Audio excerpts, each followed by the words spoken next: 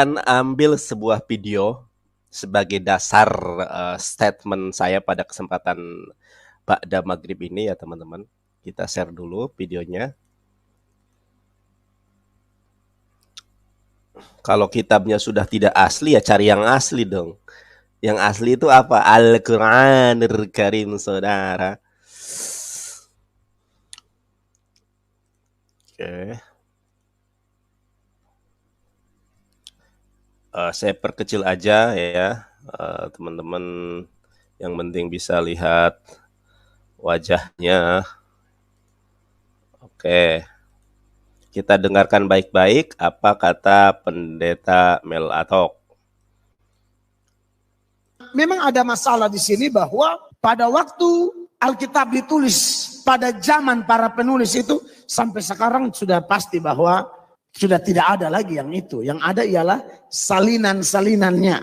Misalnya saya penulis, Ibu salin, lalu Pak Wempi salin, lalu dari Pak Wempi itu ada 5 orang lagi salin dari Pak Wempi, ada 5 orang lagi salin dari Ibu Yuyun, dari 5 orang itu cabang lagi ada 10 orang, setiap 5 orang itu ada 10 orang datang salin lagi, dan salinan-salinan itu sudah pasti ya akan ada bahwa besar kemungkinan bisa ada yang omongannya tidak sama. Misalnya ibu bawa berita dari saya ya. Ibu bawa berita dari saya sampai di orang kelima, orang keenam itu sudah masalah itu. Kadang-kadang beritanya jadi lain. Ada yang ditambahin, ada yang dikurangin dan lain sebagainya.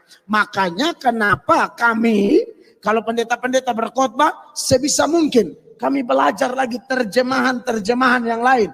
Ini kita kasih tahu sejujur-jujurnya bahwa itu fakta ada di Kristen. Bahkan Alkitab kita ini sudah salinan ke 24.000. Nah kalau salinan-salinan ini, kalau orang bilang ada salah, oh ada dong.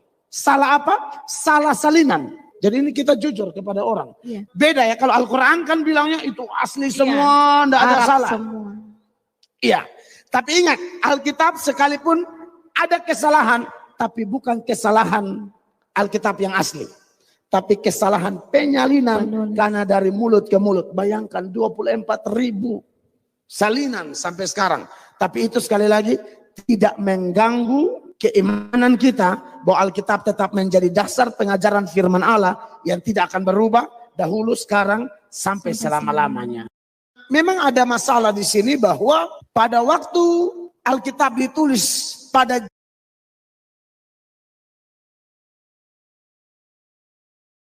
Oke, kita komentari ya. Jadi inilah ya dampak dari dunia apologetika ketika para apologet muslim hadir di tengah-tengah dunia per-YouTuban, di tengah dunia perjuman, per-TikTokan, maka kita menjadi apa ya? Menjadi penerang bagi mereka.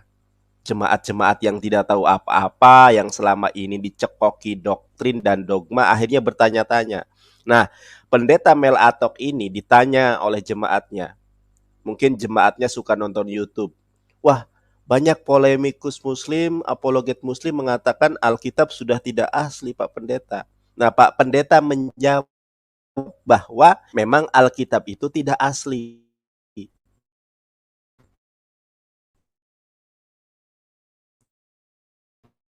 Kenapa? Sudah ditalin sesuatu ya. Dulu saya buat karya ilmiah itu tinggal difotokopi pakai mesin. Jadi terjadi sebuah kesalahan itu 0,0% karena kita langsung di ini kan fotokopi begitu. Kalau zaman baheula atau zaman dulu tidak ada mesin fotokopi, disalin pakai tangan manusia. Namanya juga manusia kadang lupa, kemudian ngantuk, belum lagi ketidakjujuran di dalam menyalin.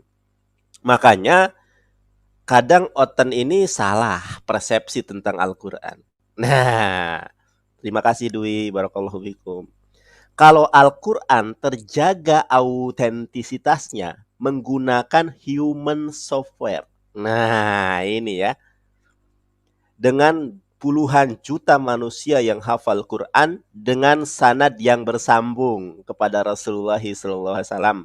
Bahkan Rasulullah SAW sebelum meninggal dunia itu di murojaah, ya, diulangi bacaannya bersama Melek Gabriel atau Rohul Kudus.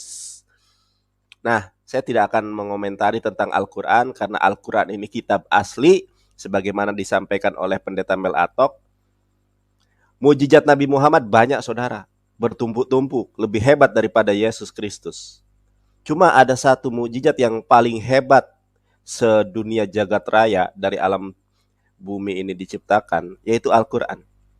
Kita mendengar mukjizat Yesus bisa menyembuhkan penyakit, menghidupkan orang mati, Musa membelah lautan, tinggal cerita. Kita tidak menyaksikan peristiwa yang hebat itu. Tapi mukjizat Nabi Muhammad bisa kita lihat, bisa kita pegang, bisa kita raba, dan kita bisa rasakan kebenarannya, saudara-saudari.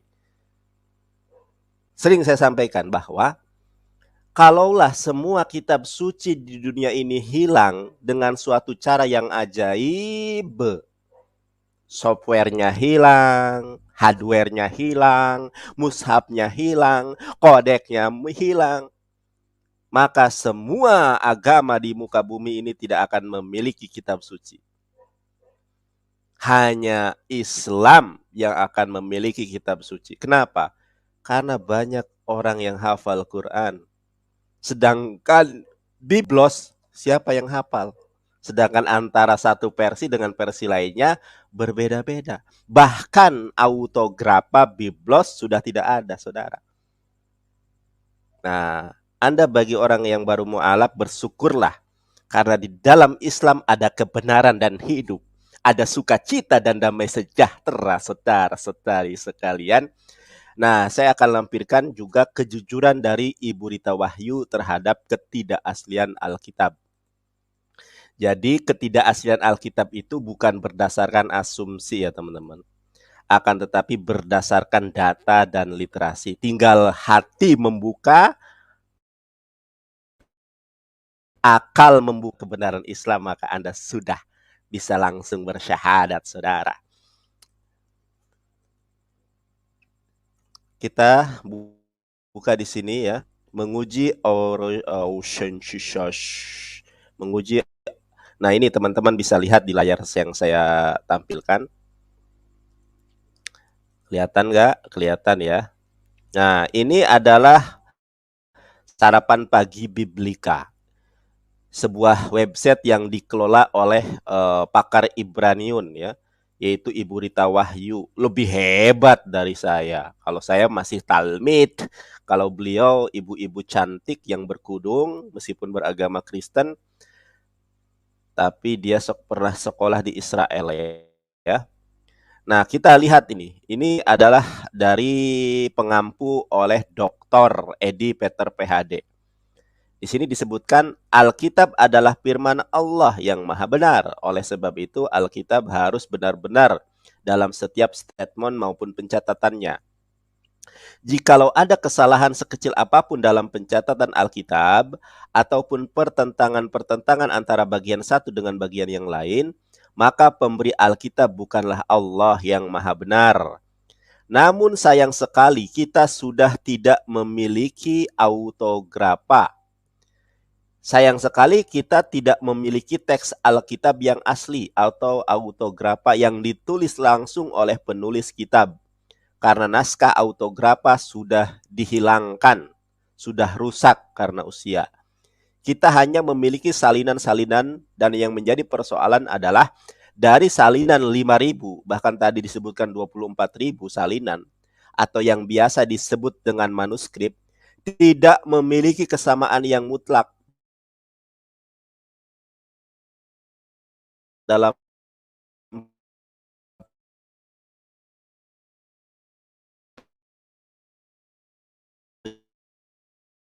jalinan naik urut ya.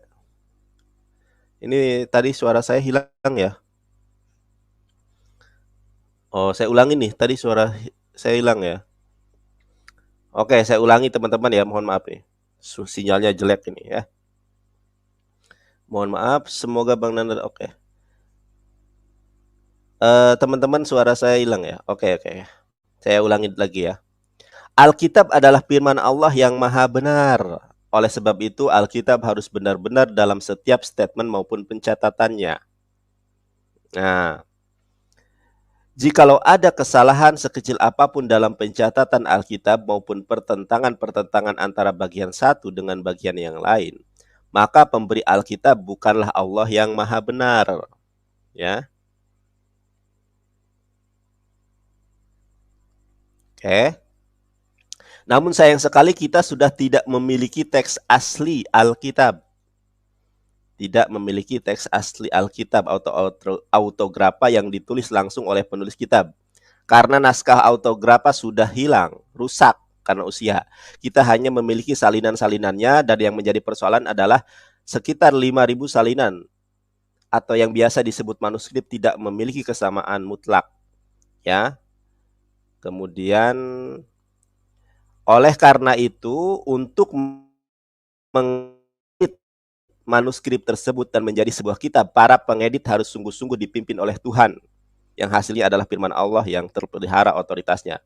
Di antara para pengedit Alkitab ada dua kelompok besar ya, yang terkenal, yang mana hasil editannya banyak dipakai oleh orang Kristen di seluruh dunia saat ini. Mereka adalah Westcott Hort dan Desiderius Erasmus. Westcott Hort dan pengikutnya menghasilkan Alkitab PB yang disebut critical text. Sedangkan Desiderius Erasmus menghasilkan kitab PB yang disebut dengan Textus Receptus ya. Dari dua teks yang dihasilkan di atas ternyata memiliki perbedaan-perbedaan yang mencolok. Critical text banyak melakukan penghapusan kata, perubahan kata, arti-arti kata tertentu. Nah, saudara. Jadi, Al-Quran menyatakan bahwa Alkitab itu palsu bukan karena Islam Allah membenci Alkitab, bukan. Allah menyatakan bahwa kitab suci yang pernah diturunkan memang sudah dirubah. Di dalam Quran surat Al-Baqarah ayat ke-79 firman Tuhan katakan, A'udzubillahi minasyaitonirrajim. Bismillahirrahmanirrahim. Fawailul lilladzina yaktubunal kitaba bi'aidihim thumma yaquluna hadza min 'indillah. Kecelakaan besarlah bagi orang-orang yang menulis Alkitab, menulis Bible dengan tangan-tangan mereka sendiri. Lalu mereka mengatakan, ini dari Allah, padahal bukan dari Allah. Sekarang zaman teknologi, saudara. Semua bisa kita dapat, semua kita bisa akses. Kebenaran Islam sudah nampak di depan mata kita. Apalagi yang kita tunggu, saudara. Sedangkan kerajaan sorga telah dekat, saudara. Dan saya hanya bisa berdoa, kiranya saudara-saudari sekalian dijamah Tuhan, ditangkap, dipilih, dipulihkan menjadi pribadi baru, manusia baru di dalam iman dan Islam. Karena wakul ja'al haqqu wajahakul batil innal batila kana jahuko. Ketika Islam datang, ketika ruaha emet, roh kebenaran Nabi Muhammad SAW datang, maka kesesatan itu akan lenyap, saudara. Nah, kita saksikan sebagai penutup bahwa Pendeta Mel Atok menyatakan Alkitab tidak asli adalah sebagai otoritasnya sebagai hamba Tuhan, sebagai pendeta, saudara. Saya juga menyampaikan tidak berdasarkan asumsi, tetapi berdasarkan literasi referensi mereka. Sudah sering kita sampaikan. Bahkan para sekolar mereka sendiri mengatakan ayat ini tambahan, ayat ini sisipan, ayat ini palsu. Yang tidak mungkin terdapat di dalam Al-Quranul Karim. Oleh karenanya bagi yang muslim, yang beriman, tetap teguh di dalam iman dan Islam. Karena kita berada di dalam hidup terang dan garam dunia, saudara-saudari sekalian. Kita lihat ya terakhir sebelum sholat Isya, pernyataan Pendeta Mel Atok.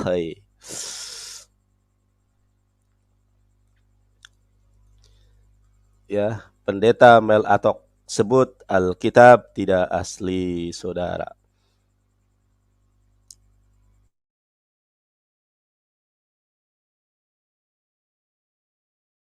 Masalah di sini bahwa pada waktu Alkitab ditulis pada zaman para penulis itu, sampai sekarang sudah pasti bahwa sudah tidak ada lagi yang itu. Yang ada ialah salinan-salinannya.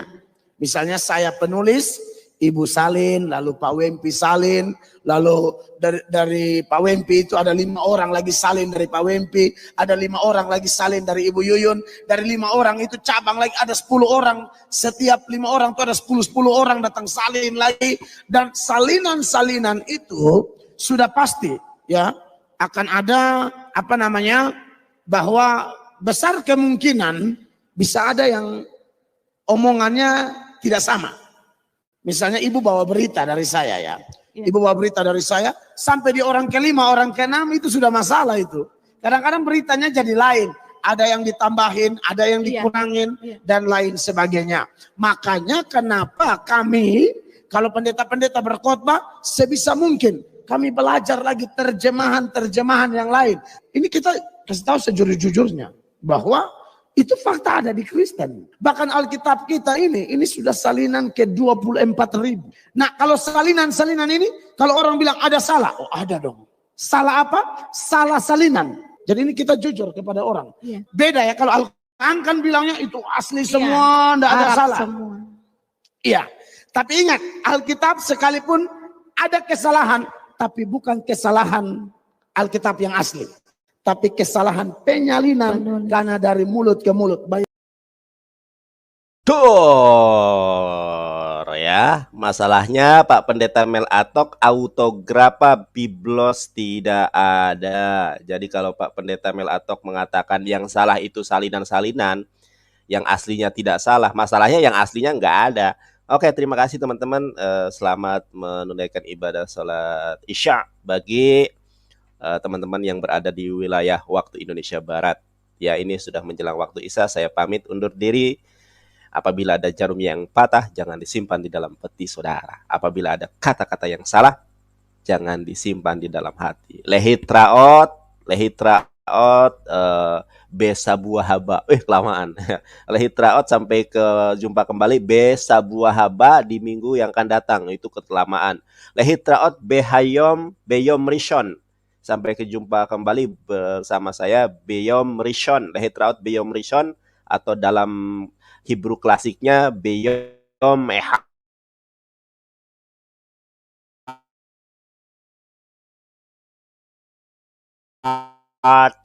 Bye-bye.